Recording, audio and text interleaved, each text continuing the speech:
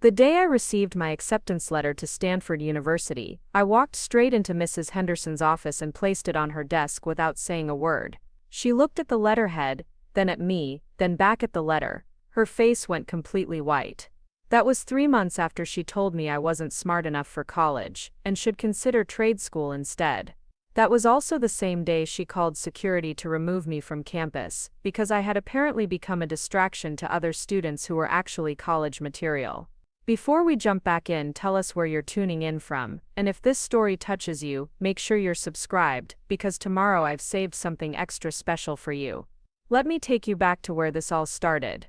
My name is Sarah, and I was 17 when my world got turned completely upside down. It was a Tuesday morning in October, and I was sitting in the guidance office at Riverside High School, nervously fidgeting with my college application essays.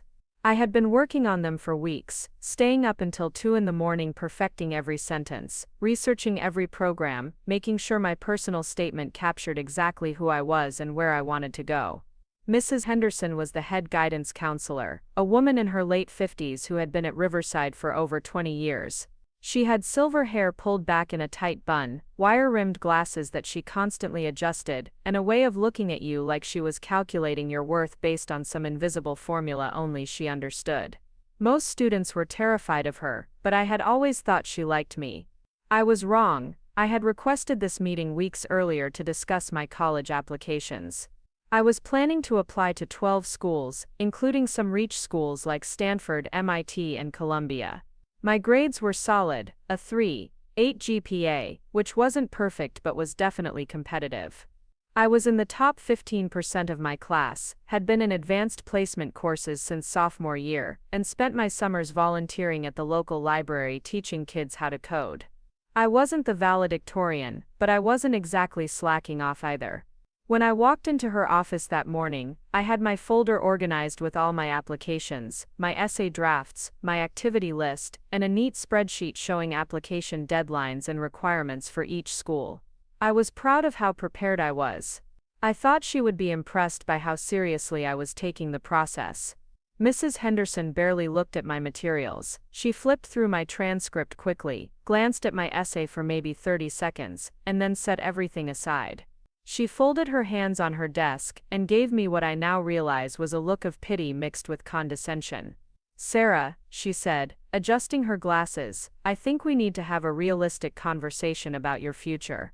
I nodded eagerly, thinking she was about to give me some helpful advice about strengthening my applications, or maybe suggesting some schools I hadn't considered. "Your grades are decent," she continued, "but decent isn't going to cut it for the schools you're looking at. These are highly competitive institutions that accept students with perfect GPAs, multiple AP courses, leadership positions, and exceptional standardized test scores.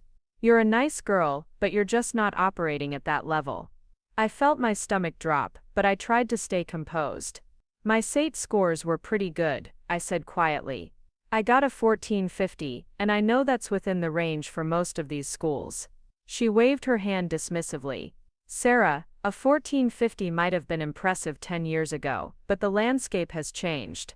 These schools are looking for students who score in the 1500s, who have founded nonprofits, who have published research, who have done things that make them stand out from thousands of other applicants who also have good grades and test scores." I pulled out my activity list, trying to show her all the things I had been involved in. I've been tutoring kids in math and science for 3 years. I started a coding club at the community center. I've been working part-time at my mom's accounting firm learning bookkeeping and tax preparation, and I spent last summer interning at a tech startup downtown. Mrs. Henderson barely glanced at the paper. "Those are nice activities, Sarah, but they're not exceptional. Every student applying to these schools has a list like this. The difference is that the students who actually get accepted have activities that demonstrate real leadership, real impact, real achievement.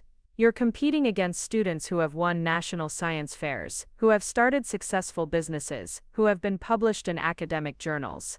I felt tears starting to form in my eyes, but I blinked them back. "But don't you think I should at least try? Maybe some of these schools will see potential in me, or maybe my essays will help me stand out." She leaned back in her chair and looked at me with what seemed like genuine concern, which somehow made everything worse. "Sarah, I've been doing this for 22 years. I've seen thousands of students come through this office, and I've learned to recognize which ones have what it takes and which ones don't. You're a smart girl, but you're not smart enough for schools like Stanford or MIT. Those schools are for students who are truly exceptional, students who think differently, who see the world in ways that most people can't. You're more of a solid, dependable student who would do well in a practical program that matches your abilities. The words hit me like a physical blow. You don't think I'm smart enough. It's not about intelligence exactly, she said, though her tone suggested otherwise. It's about recognizing your strengths and being realistic about your limitations. You would thrive in a state school business program, or maybe a teaching certification program, or even a community college transfer pathway. These are respectable options that would set you up for a stable middle-class life. There's nothing wrong with that. I stared at her, trying to process what she was telling me. This woman, who was supposed to help me achieve my dreams, was essentially telling me that my dreams were too big for someone like me. I've already paid the application fees for most of these schools, I said weakly. That's unfortunate, she replied, but sometimes we have to cut our losses. I would strongly recommend that you withdraw those applications and focus on schools that are actually within your reach. I can help you put together a more realistic list if you'd like. I gathered up my papers with shaking hands. I think I need to talk to my parents about this. Mrs. Henderson nodded approvingly. That's a good idea. I'm sure they want what's best for you, and what's best for you is a plan that's grounded in reality, not fantasy. I walked out of her office feeling completely defeated. Everything I had worked for, everything I had dreamed about, had been dismissed in 15 minutes by someone who was supposed to be on my side. I didn't go to my next class.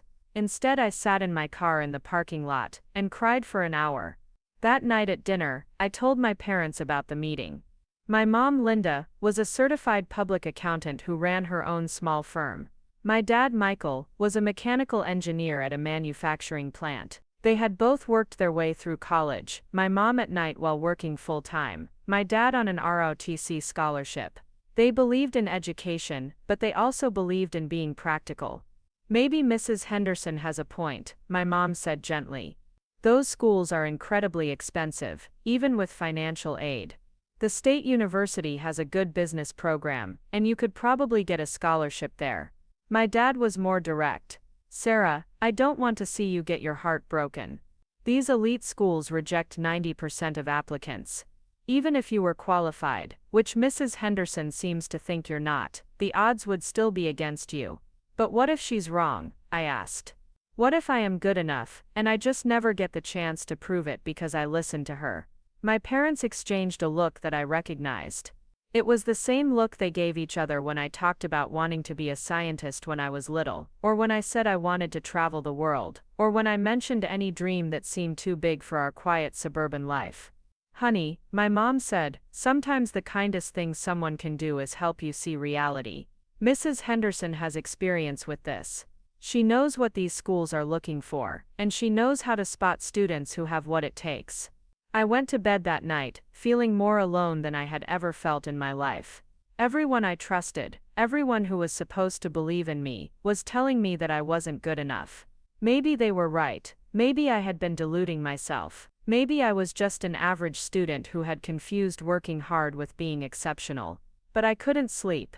I kept thinking about all the hours I had spent studying, all the books I had read beyond what was assigned, all the problems I had solved just because I enjoyed the challenge. I thought about the kids I tutored who had gone from failing math to getting A's. I thought about the website I had built for my mom's business that had brought in several new clients. I thought about the coding club I had started that now had 30 members and had expanded to 3 community centers. Maybe those things weren't nationally recognized achievements, but they meant something. They meant something to me, and they meant something to the people I had helped. Why wasn't that enough? The next morning, I made a decision. I wasn't going to withdraw my applications.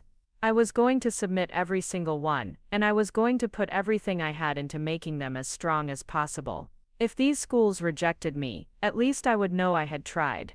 I wouldn't spend the rest of my life wondering what might have happened if I had been brave enough to ignore the people who told me I wasn't good enough. I spent the next 2 weeks revising my essays, reaching out to teachers for stronger letters of recommendation, and researching each school more thoroughly so I could write more compelling supplemental essays. I didn't tell Mrs. Henderson what I was doing, and I didn't ask for any more help from the guidance office.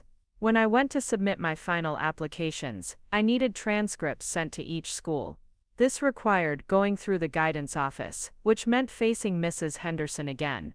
I walked into her office with my list of schools and the transcript request forms.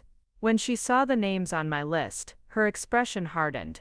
"Sarah, I thought we discussed this. I thought you were going to be more realistic about your options." "I decided to apply anyway," I said, trying to keep my voice steady. "I know you don't think I have a chance, but I want to try." She stared at me for a long moment, then shook her head. "This is exactly the kind of thinking that leads to disappointment and wasted money. You're setting yourself up for failure." "Maybe," I said, "but that's my choice to make." She processed the transcript requests, but I could tell she was annoyed. As I was leaving, she called after me. "Sarah, when you get rejected from all of these schools, don't come crying to me. I tried to save you from this, but you wouldn't listen." Her words stung, but I kept walking. I had made my decision, and I was going to see it through. The waiting period was torture. Applications were due in January, and most schools wouldn't send decisions until March or April. I tried to focus on my senior year classes, but it was hard to concentrate when I felt like my entire future was hanging in the balance. Meanwhile, Mrs. Henderson seemed to go out of her way to remind me that I was making a mistake. When other students talked about college applications in her presence, she would glance at me with a knowing look. When teachers asked about my college plans, she would mention that some students were being more realistic about their options than others. In February, something happened that changed everything. Our school district was implementing a new computer system for tracking student data, and they needed someone to help with data migration and user training. The IT director, Mr. Rodriguez, had heard about my coding skills and asked if I would be interested in helping out as a paid intern. The project was more complex than anyone had anticipated. The old system was full of formatting inconsistencies and corrupted files, and the new system had integration issues that the vendor couldn't resolve quickly. I spent hours after school and on weekends debugging code, cleaning data, and creating workarounds for problems that the adult IT staff couldn't figure out. Word spread quickly about what I was accomplishing. Teachers started mentioning how impressed they were with my technical skills. The superintendent visited the project and was amazed that a high school student was solving problems that had stumped a team of professional consultants. Mrs. Henderson couldn't ignore what was happening. Other counselors were praising my work, and teachers were asking her why she hadn't been highlighting my achievements more prominently. But instead of acknowledging that she might have underestimated me, she seemed to double down on her original assessment. "Technical skills are one thing," I overheard her telling another counselor, "but that doesn't necessarily translate to academic success at an elite institution. These schools want well-rounded students, not just kids who are good with computers." By March, I was starting to hear back from some schools. The first few responses were rejections, which felt like confirmation of everything Mrs. Henderson had said. But then I got accepted to UC Davis with a partial scholarship. Then UC San Diego. Then Northwestern. Each acceptance felt surreal. I kept waiting for someone to tell me there had been a mistake, that these letters weren't really meant for me. But they kept coming. Preparing and narrating this story took us a lot of time, so if you are enjoying it, subscribe to our channel, it means a lot to us. Now back to the story. The day I got my acceptance to Stanford, I was in AP Physics when a student aide delivered a message that I had mail in the main office. My teacher, Mr. Patterson, let me go check, probably assuming it was something routine. When I saw the Stanford envelope, my hands started shaking. I had been rejected from so many reach schools that I was expecting another disappointment. I opened it carefully, read the first line 3 times, then read it again. "Congratulations. It is with great pleasure that we offer you admission to Stanford University's class of 2024. I stood in the main office holding that letter, trying to absorb what had just happened. The secretary, Mrs. Chen, noticed my expression and asked if everything was okay. "I got into Stanford," I said, barely believing the words as they came out of my mouth. Mrs. Chen's face lit up. "Sarah, that's incredible. Congratulations. You must be so proud." Word spread through the office quickly. Teachers started stopping by to congratulate me. Students were high-fiving me in the hallway. The principal called me into his office to personally congratulate me and ask if I would be willing to speak at graduation about perseverance and following your dreams. But Mrs. Henderson was nowhere to be seen. I found out later that she had gone home early that day, claiming she had a headache. When I went to her office the next morning with my acceptance letter, intending to share the news despite everything that had happened between us, I discovered that my attitude toward her had completely shifted. As I sat across from her desk, looking at this woman who had told me I wasn't smart enough, who had tried to convince me to give up on my dreams, who had made me doubt myself at a time when I needed support most, I realized something important. Her opinion of me said nothing about my abilities and everything about her limitations. She looked at my Stanford letter with an expression I couldn't quite read. It might have been surprise, or embarrassment, or resentment, maybe all three. "Well," she said finally, "I suppose congratulations are in order." "Thank you," I replied, though her tone made it clear that congratulations were the last thing she wanted to offer. "I hope you understand that this doesn't change anything about what I told you," she continued. "You got lucky. Sometimes admissions committees make decisions that don't align with a student's actual capabilities. Don't let this acceptance go to your head." I stared at her, amazed that even in the face of concrete evidence that she had been wrong, she couldn't bring herself to admit it. "Mrs. Henderson," I said calmly, "I didn't get lucky. I worked hard. I believed in myself when no one else would. And I earned this acceptance. The only mistake here was trusting your assessment of my potential." Her face flushed red. "Young lady, I think you're forgetting who you're talking to.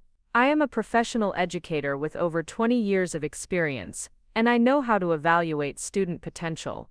One acceptance doesn't make you special, and it certainly doesn't give you the right to be disrespectful to your elders." Something inside me snapped, not in an angry way, but in a clarifying way. For months I had been carrying around the weight of her words, letting her doubt infect my own confidence.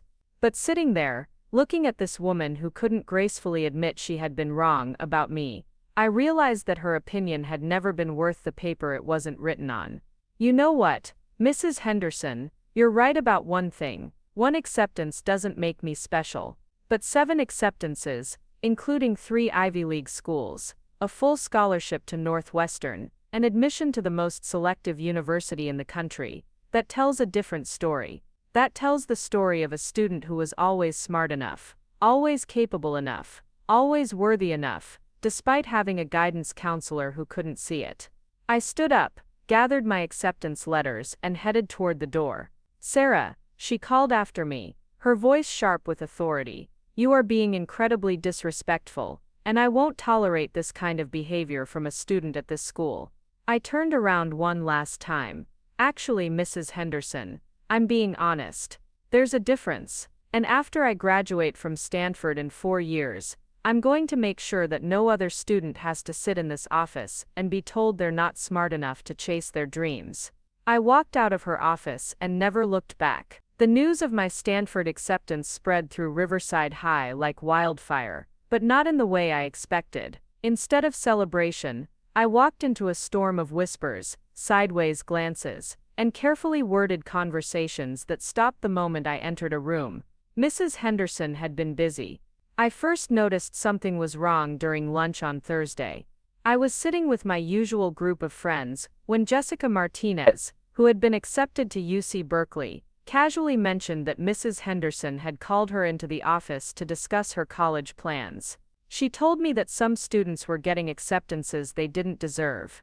Jessica said, picking at her salad, she said admissions committees sometimes make mistakes, especially when they're trying to fill diversity quotas, or when students exaggerate their accomplishments on applications. My stomach dropped. Did she mention anyone specifically? Jessica glanced around the table uncomfortably. She didn't say names, but she kept talking about how important it was to be honest about our abilities, and not get caught up in other people's unrealistic expectations. That afternoon, I overheard two teachers talking in the hallway outside the copy room. Mrs. Patterson, my AP literature teacher, was saying something about how admissions scandals had made everyone more suspicious of unexpected acceptances. Mr. Davis, who taught chemistry, mentioned that he had heard some students might have had help with their applications that wasn't entirely appropriate. The pieces clicked together with horrifying clarity. Mrs. Henderson wasn't just bitter about being wrong.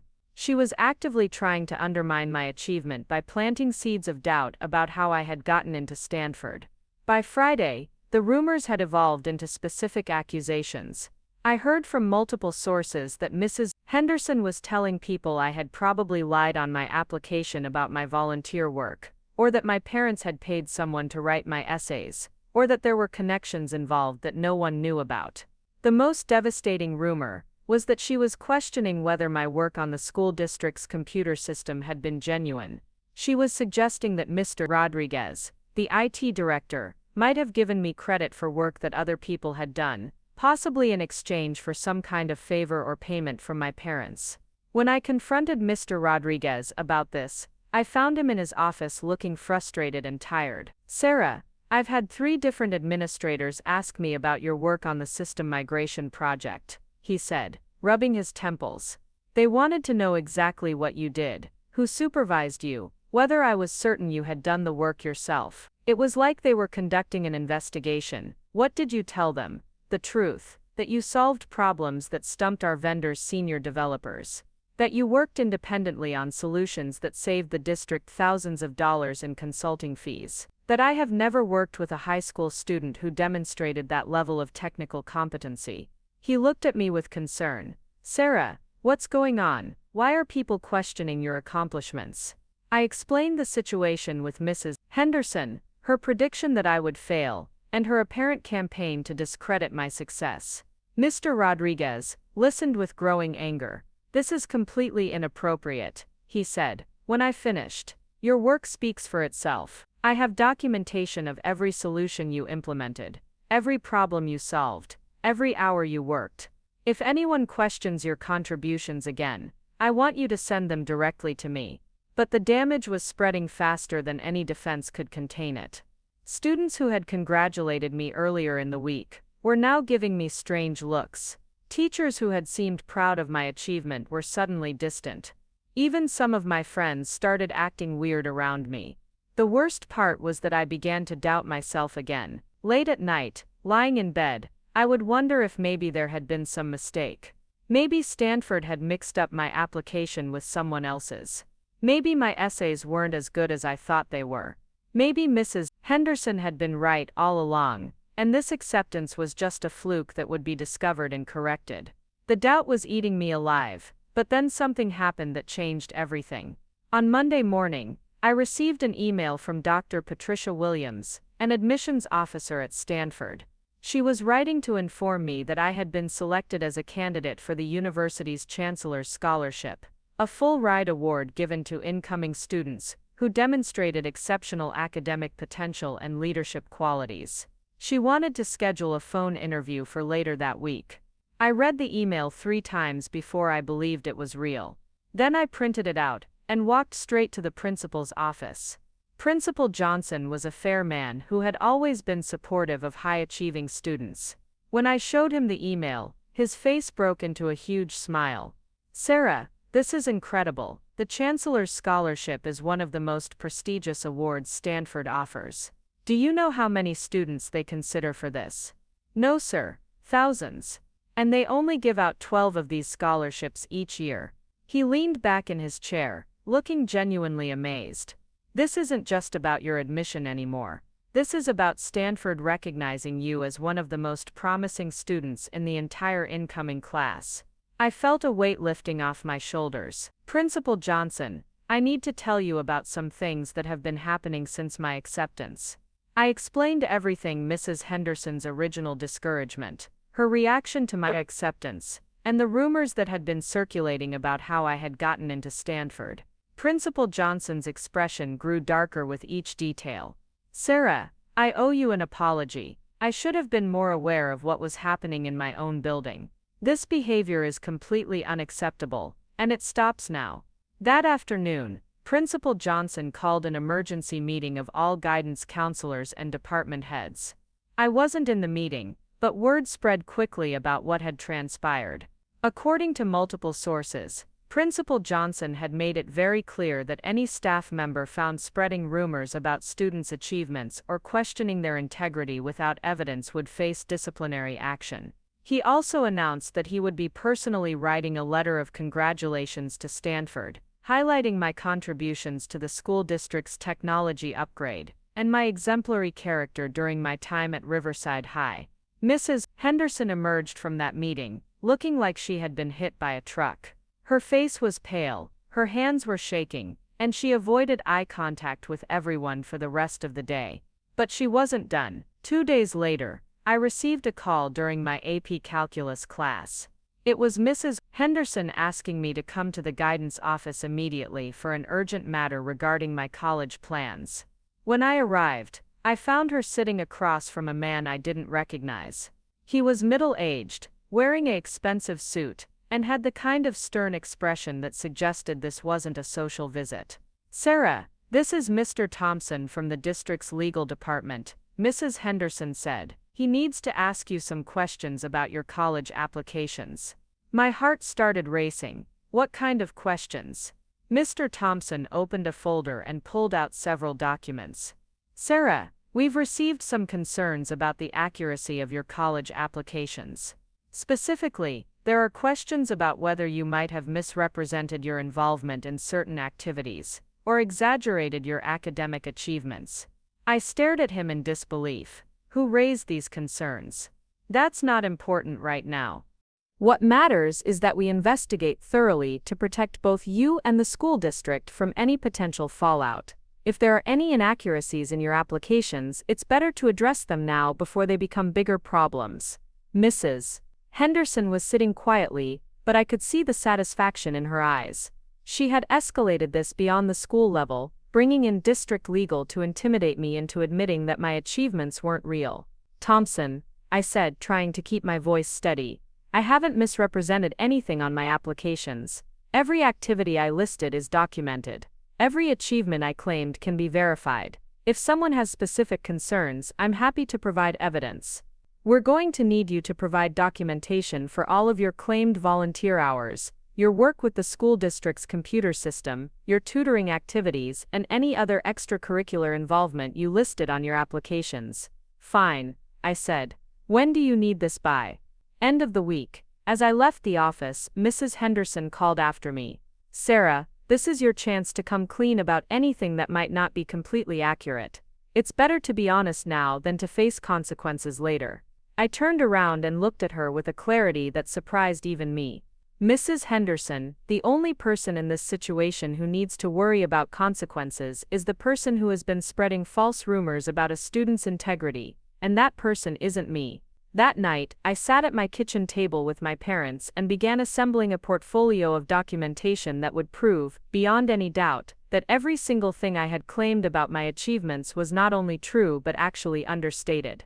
I started with my volunteer work at the library.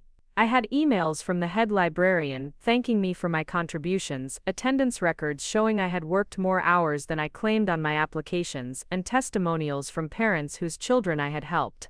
I had photos of the coding workshops I had organized, curriculum materials I had developed, and certificates of completion from students who had finished my programs.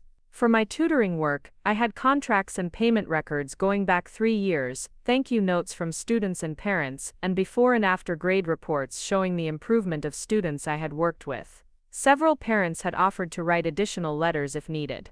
My work with my mother's accounting firm was documented with employment records, tax documents, and specific examples of clients I had helped and processes I had improved. My mom had kept detailed records of my contributions because she was proud of my work and planned to hire me full-time during summer breaks. But the crown jewel of my documentation was my work on the school district's computer system. Mr. Rodriguez had provided me with a complete record of my contributions, including before and after screenshots of the systems I had fixed, email chains showing me solving problems that the vendor couldn't resolve, and timestamps proving that I had worked independently on complex solutions. He had also included testimonials from other IT staff members, documentation of the money the district had saved because of my work, and a technical analysis of the specific programming challenges I had overcome. The file was over 200 pages long and represented a level of technical achievement that would have been impressive for a college graduate, let alone a high school senior. When I delivered this portfolio to Mr. Thompson's office on Friday morning, it weighed over 5 pounds and came in a 3-ring binder with tabbed sections and a detailed table of contents. Mr. Thompson spent 2 hours reviewing the materials while I sat in his office answering questions. With each document he examined, his expression grew more serious. When he finished, he closed the binder and looked at me with something that might have been respect. "Sarah, this is remarkable work. I've reviewed thousands of student files in my career, and I've never seen documentation this thorough or achievements this substantial from a high school student." "Thank you, sir. I have to ask minus who exactly raised concerns about the accuracy of your applications." I glanced at Mrs. Henderson, who had been sitting silently in the corner throughout the review. "I think you should ask Mrs. Henderson that question." Mr. Thompson turned to look at her.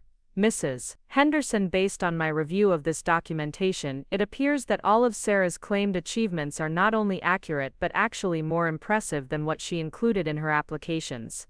Can you explain the basis for the concerns you raised?" Mrs. Henderson's face went red. "I was simply trying to protect the school district from potential embarrassment if there were any questions about the legitimacy of her achievements." "But what specifically made you question their legitimacy?" She stammered for a moment, then said, "It just seemed unlikely that a student with her academic profile would be accepted to so many elite institutions." Mr. Thompson stared at her. "Mrs. Henderson, are you telling me that you questioned this student's integrity and initiated a legal investigation because you didn't think her academic profile was strong enough for the schools that accepted her?" The silence in the room was deafening. "Furthermore, Mr. Thompson continued, I understand that you advised this student not to apply to these schools in the first place, and that you've been questioning her acceptances publicly since they were announced. Is this accurate?" Mrs. Henderson looked like she wanted to disappear. "I was trying to provide realistic guidance based on my professional experience." "Mrs. Henderson, I'm going to recommend that you attend some professional development workshops on recognizing and nurturing student potential.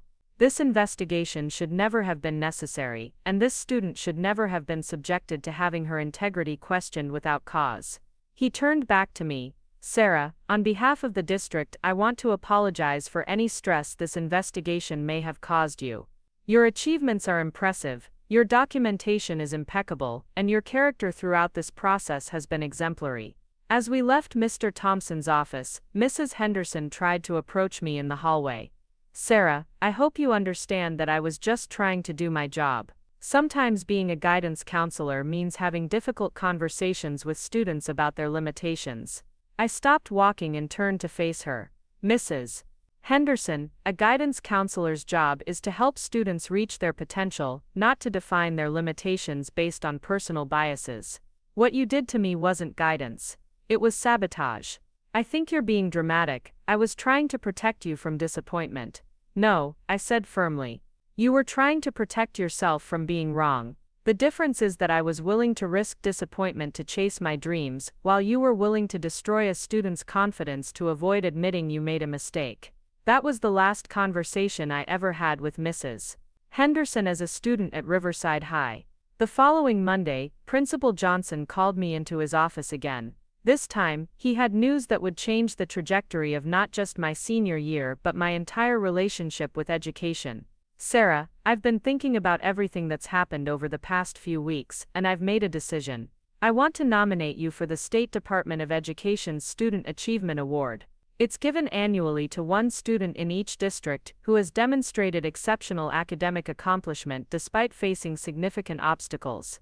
I'm honored, but I'm not sure I faced significant obstacles compared to other students." Principal Johnson smiled. "Sarah, having your own guidance counselor actively work against your success is a pretty significant obstacle. The fact that you persevered and achieved what you did, despite that kind of institutional resistance, is exactly what this award is designed to recognize. The nomination process required detailed documentation of my achievements, letters of recommendation from teachers and community members, and an essay describing the challenges I had overcome. As I worked on the application, I realized how much I had grown over the past year. 12 months earlier, I had been a student who trusted authority figures to know what was best for me. I had been willing to give up on my dreams because someone in a position of power told me they were unrealistic. I had internalized doubt and almost let it define my future. But now I was someone who understood that other people's limitations didn't have to become my own. I had learned to trust my own judgment, to fight for my goals even when no one believed in them, and to document my achievements so thoroughly that no one could question their validity. The day I submitted my application for the State Achievement Award, I also received my financial aid package from Stanford. The Chancellor's scholarship covered full tuition, room and board for 4 years, plus a stipend for books and personal expenses. The total value was over $300,000. That afternoon, I walked past Mrs. Henderson's office one final time. She was meeting with a junior student, probably giving guidance about college applications. I wondered if she was telling this student to be realistic about their limitations, or if she had learned something from our experience. I hoped for the sake of future students that she had learned something, but I also knew that my success didn't depend on her learning anything. It depended on students like me learning to believe in themselves, even when the people who are supposed to support them don't.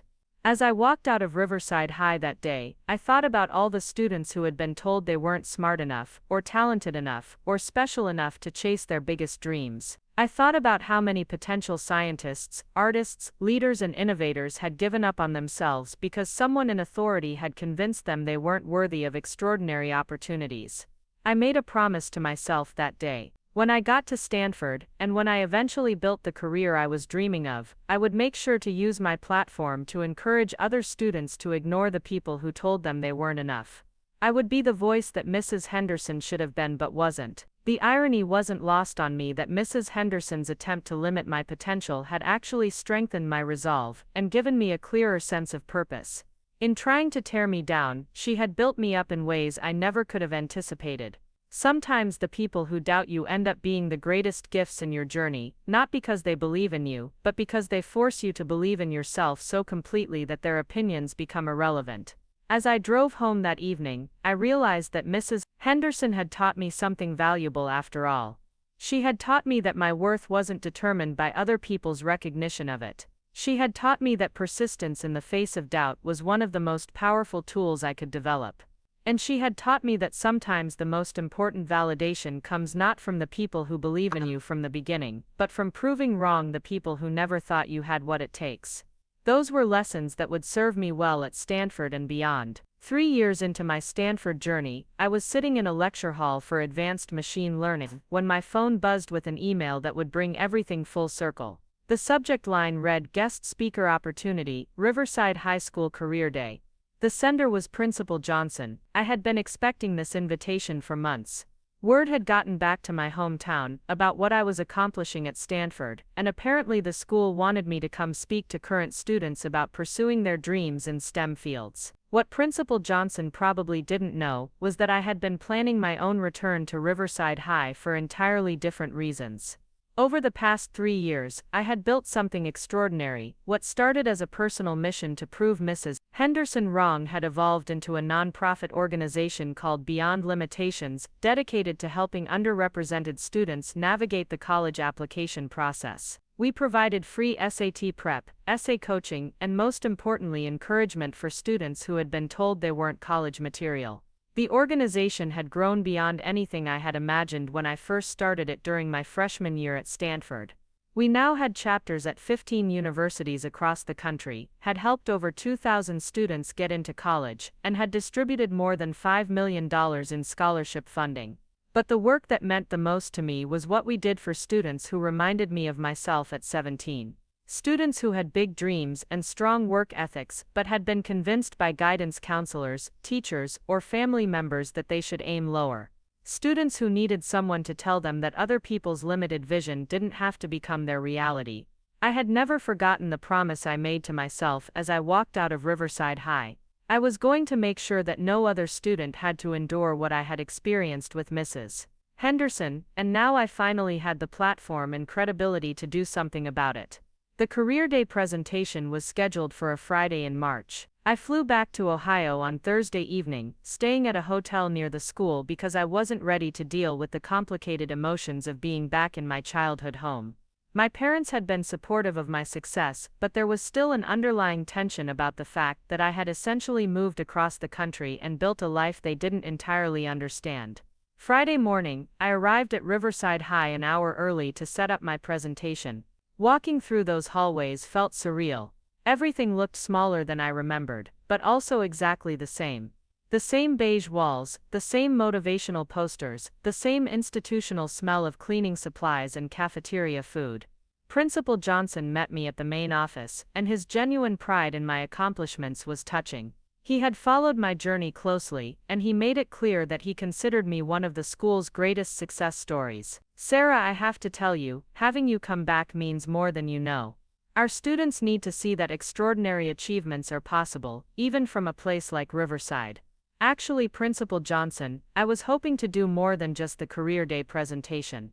I've been working on something that I think could really benefit your students. I explained the Beyond Limitations program and my vision for establishing a permanent presence at Riverside High. I wanted to create a pipeline that would identify students with potential who weren't being adequately supported by the traditional guidance system. I wanted to provide resources, mentorship, and most importantly, someone who would tell them they were capable of more than they had been led to believe. Principal Johnson was immediately interested, but he raised the obvious concern. "Sarah, this sounds incredible, but I have to ask, how does this interact with our existing guidance department?" That was the question I had been preparing for since I first conceived of this program. "Principal Johnson, I'm not trying to replace the guidance department. I'm trying to supplement it. There are students falling through the cracks who need additional support, especially first-generation college students and students from families where higher education isn't a given." We agreed to discuss the details after my presentation, but I could see that he was already envisioning how this could work. The Career Day presentation was held in the auditorium, with about 300 students from all grade levels in attendance. As I walked onto the stage where I had received various academic awards throughout high school, I felt a wave of emotions that almost overwhelmed me. But when I began speaking, everything became clear. I told my story not as a tale of personal triumph, but as a blueprint for what was possible when you refused to accept other people's limitations as your own. I talked about the importance of documentation, of building relationships with mentors who believed in your potential, and of persisting even when the people who were supposed to support you didn't. The students were engaged in a way that surprised even me. During the question and answer session, a junior named Marcus asked, "What do you do when everyone is telling you that your dreams are too big?" "You document everything," I replied. "You work twice as hard as anyone thinks you need to. You find one person who believes in you and hold on to that relationship, and you never ever let someone else's lack of vision become your reality." A senior named Destiny raised her hand. "Did you ever doubt yourself? Like, did you ever think maybe the people telling you to aim lower were right?" "Every single day," I answered honestly. "Doubt is normal. The question isn't whether you'll doubt yourself, it's whether you'll let that doubt stop you from trying." I almost let other people's doubt convince me not to apply to Stanford. If I had listened, I would have spent the rest of my life wondering what might have been possible. After the presentation, dozens of students approached me with questions about their own college plans. Many of them shared stories that sounded heartbreakingly familiar. Guidance counselors who had told them community college was their best option. Teachers who had suggested they weren't Stanford material. Parents who worried that big dreams led to big disappointments. But what struck me most was how hungry these students were for someone to tell them they were capable of more. They didn't need someone to inflate their egos or make false promises about guaranteed success. They needed someone to see their potential and help them develop a realistic plan for achieving their goals. As the crowd of students finally dispersed, I noticed a familiar figure standing at the back of the auditorium. Mrs. Henderson had been watching the entire presentation, and now she was walking toward me with an expression I couldn't quite read. "Sarah," she said when she reached me, "that was quite a presentation. Thank you, Mrs. Henderson. I understand you're planning to start some kind of program here at the school." Word traveled fast in a small school district. Yes, I'm hoping to provide additional college guidance resources for students who might benefit from extra support. She studied me for a moment. I suppose you think our current guidance program is inadequate. This was the moment I had been both anticipating and dreading for 3 years. Standing face to face with the woman who had tried to convince me I wasn't smart enough for college, knowing that I now had the credentials and platform to challenge everything she represented. But looking at her, I felt something I hadn't expected. Not anger, not vindication, but something closer to pity. Mrs. Henderson looked older, more tired, and somehow smaller than the intimidating figure who had loomed so large in my 17-year-old mind. Mrs. Henderson, I think there are students who could benefit from additional perspectives and resources. That doesn't mean the current system is inadequate, just that there's room for enhancement. And you think you're qualified to provide these additional perspectives? The question that once would have made me doubt myself now seemed almost absurd. I think my experience speaks for itself. She nodded slowly. I heard about your organization, about the students you've helped, about the scholarships you've arranged. It's been rewarding work. Sarah, I want you to know that I always believed you were a capable student. My job was to help you be realistic about your options.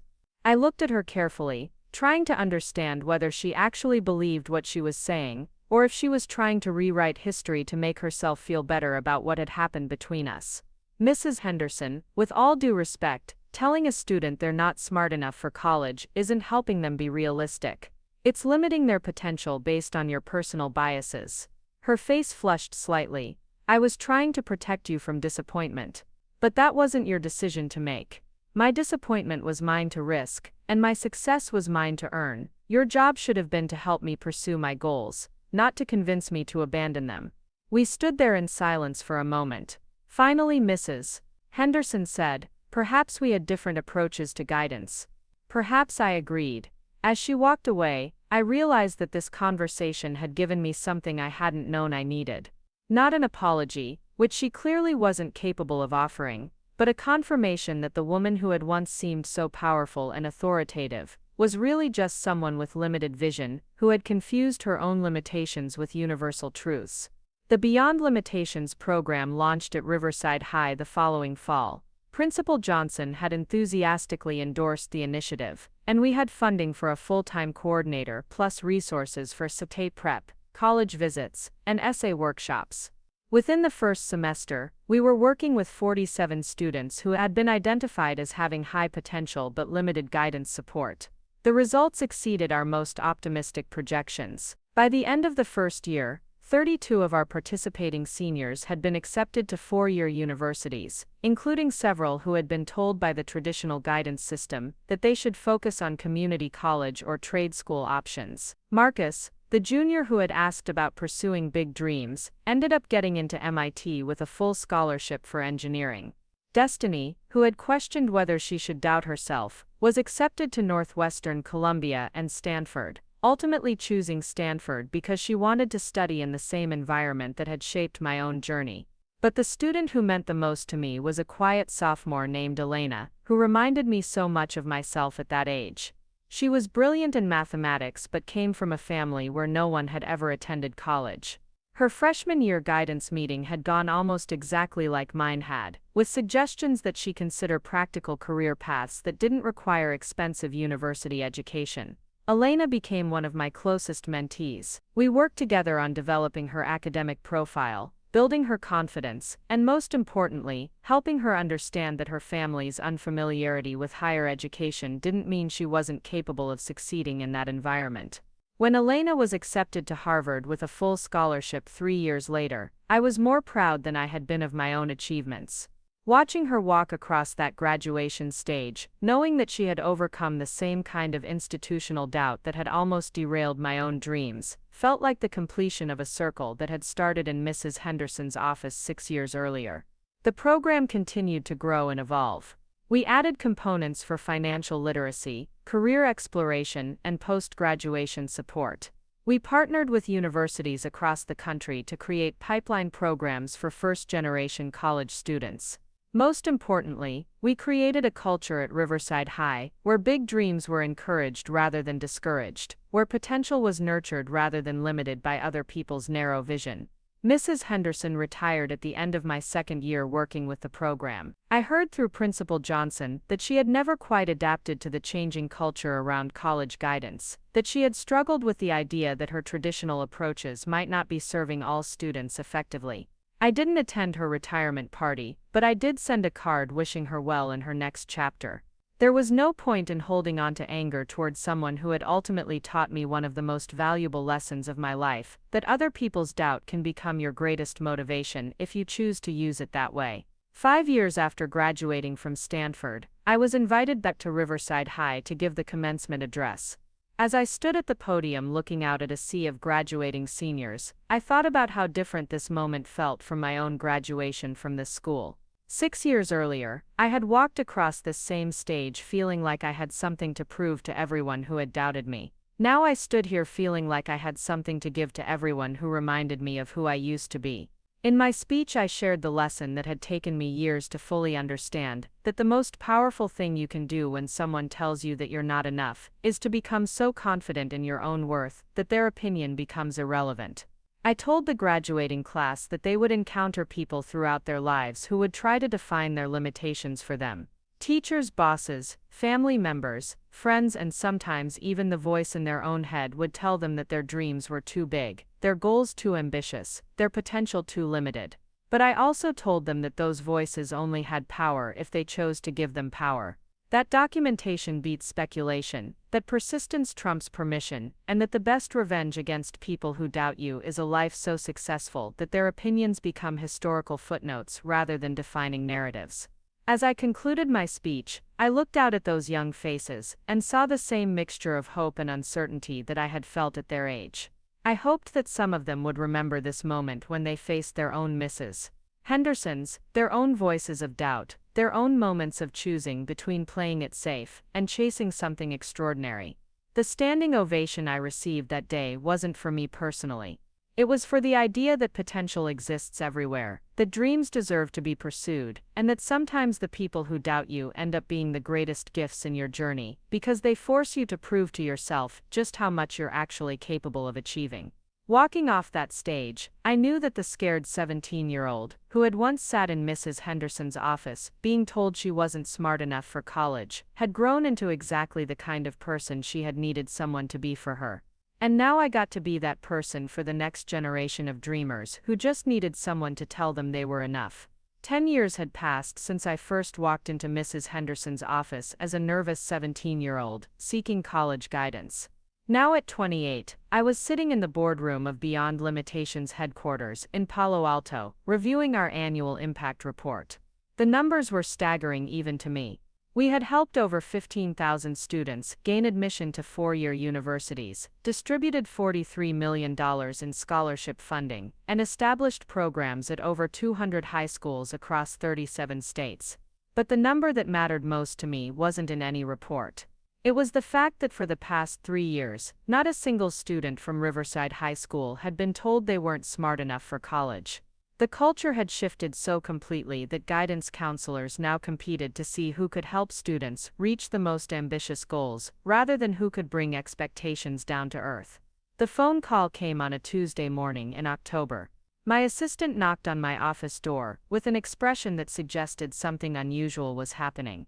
"Sarah, there's someone online too who says she needs to speak with you about Mrs. Henderson.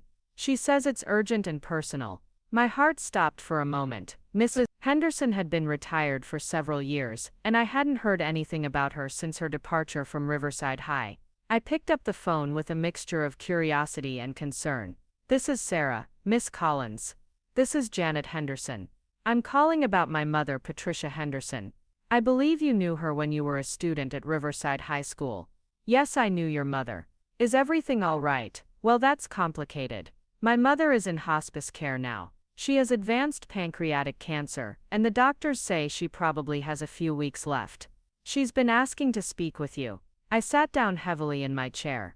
Whatever complicated feelings I had about Mrs. Henderson, hearing that she was dying brought up emotions I hadn't expected. "I'm sorry to hear about her condition. Can I ask why she wants to speak with me?" Janet Henderson sighed deeply. "Miss Collins, I think there are some things my mother needs to say to you before she passes." She's been following your work with your organization, and she's been carrying some guilt about how she treated you when you were her student. Would you be willing to visit her? The request caught me completely off guard. The idea of flying back to Ohio to have a deathbed conversation with the woman who had tried to convince me I wasn't smart enough for college felt surreal and emotionally complicated. Can I think about it and call you back? Of course, here's my number.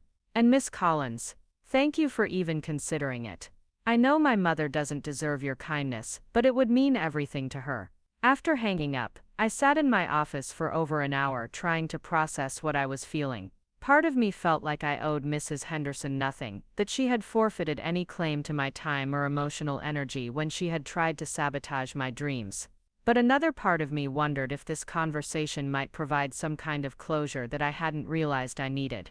I called my therapist, Dr. Martinez, who had helped me work through a lot of the complicated emotions around my high school experience over the years.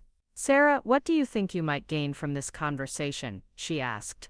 I honestly don't know. Maybe nothing. Maybe some kind of understanding of why she acted the way she did. And what do you think you might lose? Time, emotional energy. Maybe it reopens old wounds that have already healed. Those are all valid concerns. But I'm curious about something else. You've spent the past decade building an organization specifically designed to counteract the kind of damage that Mrs. Henderson inflicted on you.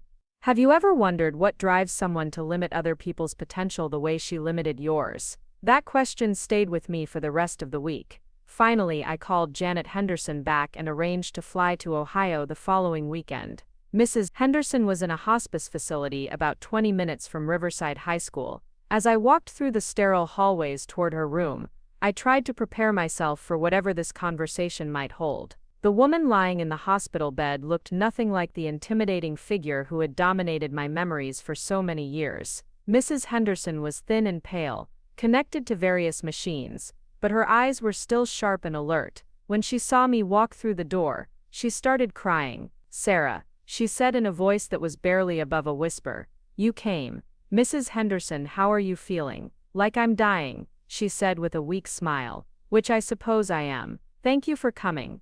I know you didn't have to. I pulled a chair next to her bed and sat down. Your daughter said you wanted to talk to me about something. Mrs. Henderson nodded slowly. Sarah, I need to tell you about something that happened a long time ago, something that I think explains why I treated you the way I did. She paused to catch her breath, then continued. When I was 17, just about your age when we first met, I wanted to be a doctor. I had good grades. I was passionate about science, and I thought I had what it took to succeed in medical school. This was not what I had expected her to say. My guidance counselor at the time was a man named Mr. Peterson. When I told him about my plans to apply to pre-med programs, he laughed at me. He told me that girls like me didn't become doctors, that I should focus on more realistic careers like nursing or teaching. He said I wasn't smart enough to handle the rigor of medical school, and that even if I was, medical schools didn't really want women students.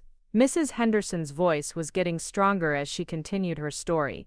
I was devastated, but I was also a lot less confident than you were. Instead of fighting him, I let him convince me that he was right. I gave up on my dream of becoming a doctor and settled for a teaching degree, which led eventually to guidance counseling. I felt a chill run down my spine as I began to understand where this story was going. For 40 years, Sarah, I carried the pain of that abandoned dream. I convinced myself that Mr. Peterson had been right, that I really wasn't smart enough, that I had saved myself from a painful failure by listening to his advice. She looked directly at me with tears in her eyes. When you came into my office with your Stanford applications, you reminded me so much of myself at that age. You had the same passion, the same determination, the same big dreams that I had once had. And instead of encouraging you the way I wish someone had encouraged me, I tried to save you from what I thought was inevitable disappointment. I sat there in stunned silence, trying to process this revelation. Mrs. Henderson, are you telling me that you discouraged me from applying to college because someone had once discouraged you? That's exactly what I'm telling you. And I need you to know that it was the biggest mistake of my career, and one of the biggest regrets of my life. She reached over and took my hand with surprising strength. Sarah, watching what you've accomplished, seeing the organization you've built, reading about all the students you've helped achieve their dreams. It's made me realize something terrible. If I had followed my own dreams instead of letting someone else's doubt define my limitations, I might have become the kind of person who lifted students up instead of holding them back. The irony was almost overwhelming. The woman who had tried to convince me I wasn't smart enough for college had herself been a victim of the same kind of limiting guidance that she had then perpetuated. "Mrs. Henderson, why didn't you ever pursue your medical dreams later in life? Lots of people go to medical school in their 30s or 40s. She smiled sadly, because by then I had convinced myself that Mr. Peterson had been right. I had internalized his doubt so completely that it became my truth. It took seeing your success to realize that maybe he had been wrong about me the same way I was wrong about you." We sat in silence for several minutes. Finally, Mrs. Henderson spoke again. "Sarah, I know I have no right to ask for your forgiveness. What I did to you was inexcusable, regardless of my reasons, but I need you to know that you were always smart enough. You were always capable enough. You were always worthy of every opportunity you pursued." "Thank you for saying that," I replied. "But I need you to know that I figured that out a long time ago." She laughed, which turned into a coughing fit that took several minutes to subside. "Of course you did. You were stronger than I ever was, strong enough to ignore my terrible advice, and pursue your dreams anyway." I looked at this dying woman, and felt something I hadn't expected to feel. Not forgiveness exactly, but something closer to understanding. Mrs. Henderson hadn't been an evil person trying to destroy my future. She had been a wounded person whose own unrealized dreams had calcified into a defensive mechanism that hurt the very students she was supposed to help. "Mrs. Henderson, can I ask you something? Anything? If you could go back and do things differently, with me and with other students, what would you change?" She thought for a long moment before answering. "I would remember that my job was never to predict who would succeed and who would fail. My job was to give every student the tools and support they needed to find out for themselves. I would remember that other people's limitations don't have to become universal truths." She paused, then added, "And I would remember that sometimes the students who seem like long shots end up changing the world." Before I left that day, Mrs. Henderson asked me one more favor. "Sarah, I know this is presumptuous, but would you be willing to speak at my funeral? Not about me, but about the importance of believing in students' potential. I think it might help some of the other educators in attendance understand the real impact of the work they do." The request surprised me, but after thinking about it for a moment, I agreed. Mrs. Henderson passed away 6 days later. Her funeral was held at a small church in downtown Riverside, and as I had expected, many current and former educators were in attendance. When I stood up to speak, I could see faces throughout the congregation that I recognized from my own high school days. Teachers who had believed in me, teachers who had dismissed me, and administrators who had fallen somewhere in between. I didn't speak about Mrs. Henderson specifically. Instead, I talked about the profound responsibility that educators have to nurture potential rather than limit it. I talked about the difference between realistic guidance and destructive doubt. I talked about the importance of understanding that a student's past performance doesn't always predict their future potential. Most importantly, I talked about the ripple effects of educational interactions. I explained how one conversation in a guidance counselor's office could either launch a student toward extraordinary achievements or convince them to settle for mediocrity.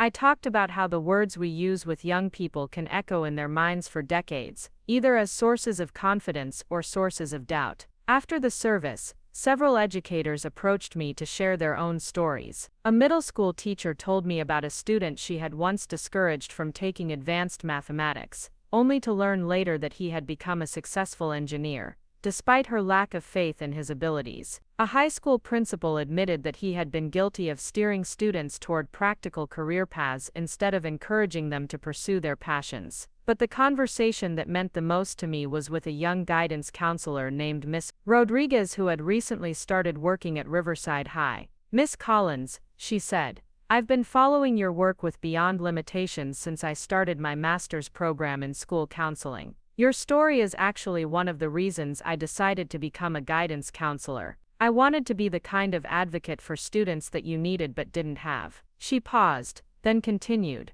"I promise you that as long as I'm working at Riverside High, No student will ever be told they're not smart enough for college. Every student will be encouraged to pursue their highest aspirations, and they'll get the support they need to achieve them. That conversation reminded me of something important. Mrs. Henderson's legacy didn't have to be the students she had discouraged, or the dreams she had tried to diminish. Her legacy could be the lesson her mistakes taught future educators about the importance of believing in every student's potential. On the flight back to California, I thought about the full circle my journey had taken. I had started as a 17-year-old girl, whose dreams had been dismissed by someone in authority. I had become a woman whose life's work was ensuring that other students didn't experience that same dismissal. But now I understood something I hadn't grasped before. Mrs. Henderson and I weren't really opposites. We were both products of an educational system that sometimes fails to recognize potential. The difference was that I had been fortunate enough to have the confidence and support system necessary to ignore destructive guidance, while she had internalized it and allowed it to shape her entire career. The real tragedy wasn't that Mrs. Henderson had tried to limit my potential. The real tragedy was that someone had successfully limited hers, and she had spent 40 years unconsciously passing that limitation on to other students. 3 months after Mrs. Henderson's funeral, I received a package in the mail with no return address. Inside was a medical school application from 1965 with Patricia Henderson's name on it. The application had never been submitted. Attached was a note in handwriting I recognized from the few written communications I had received from Mrs. Henderson over the years. Sarah, the note read, I found this while cleaning out my mother's things. She kept it all these years. I thought you should have it as a reminder that potential doesn't expire, but regret can last a lifetime. Thank you for showing my mother, even at the end, that it's never too late to acknowledge when we've been wrong.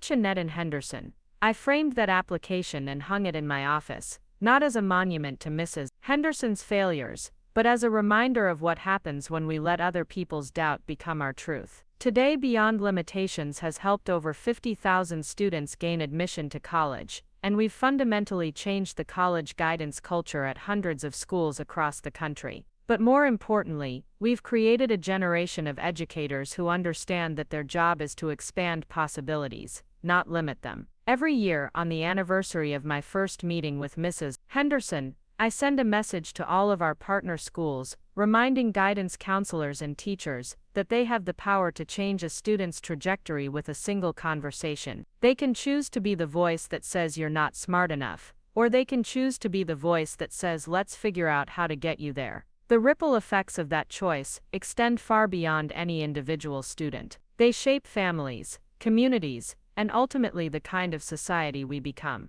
When we believe in potential, we create more of it. When we limit potential, we diminish all of us. Mrs. Henderson taught me that lesson, though not in the way she intended. Sometimes our greatest teachers are the people who show us exactly who we don't want to become. And sometimes the most powerful thing we can do with our pain is transform it into purpose that helps other people avoid experiencing that same pain. I never did forgive Mrs. Henderson, because forgiveness implies that someone has wronged you and you're choosing to let it go. But Mrs. Henderson didn't wrong me. She gave me the greatest gift anyone has ever given me: the motivation to prove that her assessment of my potential was completely and utterly wrong. And in doing so, she helped me discover that I was capable of far more than even I had dared to dream. Up next, you've got 2 more standout stories right on your screen. If this one hit the mark, you won't want to pass these up. Just click and check them out.